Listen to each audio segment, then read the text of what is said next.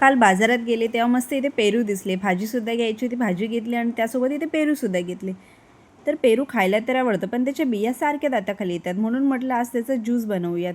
तुम्ही ज्यूस केला नसेल तर अशा प्रकारे ज्यूस नक्की करून बघा. तर एका पेरूचे मी मस्त मस्त काप करून घेतले आहेत आणि एका ज्युसरच्या भांड्यात घालून घेतले. तुम्ही मिक्सरमध्ये सुद्धा बनवू शकता.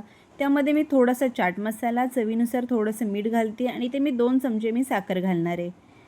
तर तुम्हाला कितपत गोड हवे त्या आवश्यकतेनुसार तुम्ही साखर कमी जास्त करू शकता.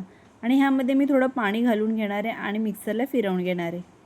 तर इथे पाणी घातलं आहे आणि इथे ज्यूस तयार करून घेते आहे. हे बघा ज्यूस मस्त तयार झालं आहे. तुम्ही पाणी थोडं वाढवू शकता, कारण पेरूचा ज्यूस थोडाफार घट्ट होतो, त्यामुळे पाणी कमी जास्त करू शकता. तर इथे एका बाउलमध्ये गाळणी ठेवली आहे आणि हा ज्यूस मस्त गाळून घेते, कारण त्यामध्ये ज्या बिया आहेत त्या तशाच राहतात, त्या ग्राइंड होत नाहीत, म्हणून हे ज्यूस गाळून घेतलं आहे. तर इथे ज्यूस आता थंडगार करायला ठेवलं आहे. गार ज्यूस प्यायला खूप छान वाटतं म्हणून फ्रीजमध्ये ठेवले. तर इथे एका प्लेटमध्ये लाल तिखट आणि मीठ मिक्स करून घेतले आणि ग्लासाला असं कोटिंग करून घेते आहे. तर हे बघा असं कोटिंग करून घेतलं आणि त्यामध्ये ज्यूस ओतलं ना की ते पिताना खूप छान लागतं, तिखट आणि कोडवा. तर आता मी ज्यूससुद्धा छान थंडगार झालेला आहे, त्या ग्लासमध्ये ओतून घेते आणि मस्त पेरूचा ज्यूस तयार झालेला आहे.